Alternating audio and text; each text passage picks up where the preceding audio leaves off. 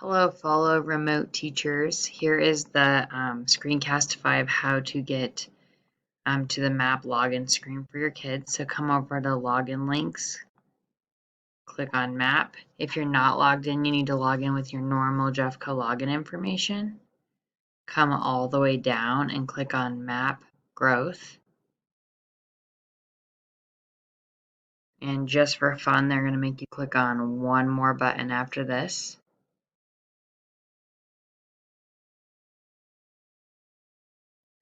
Click in right here and that will take you to the main page for MAP. And here you'll click Manage Test Sessions. Come down over here to Show. And you're going to create it by, you can just type in Zen and Francisca's name will show up.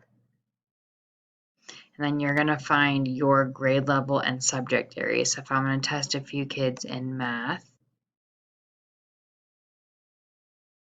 open, I already have a testing session open. So when I click it, you would hit Test Now, and then this screen will pop up. So up here, when your students go to log into their sessions, they're going to be asked for a session name and password. This is the one. You can write it down, but it will change every time you end the session. So kids log on. Let's say JoJo comes in and she has logged in. This will change to confirmed. I'll hit confirm, and those kids will be testing. You'll see them change to testing, and the status will also change testing. When all of your students are complete, you can hit end session, or even if they're not complete, but you know you need to end the session, save and exit.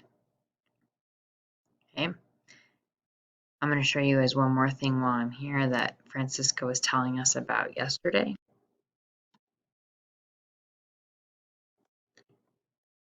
If you are logged in and you have a student that encounters some sort of issue, let's say their screen is spinning, they've done something weird, you can't figure it out, have them come over here, click on that student, go to select action, suspend, and it will suspend that student. What that student should then do is log off of their computer completely, log back in, and then when you come back in, you can select action and test again in one of these two sections. They should pop back up. They'll have to put in their new password, the password and username again. And again, when you're done, and save and exit. Hopefully that helped. Let me know if you guys still have any questions.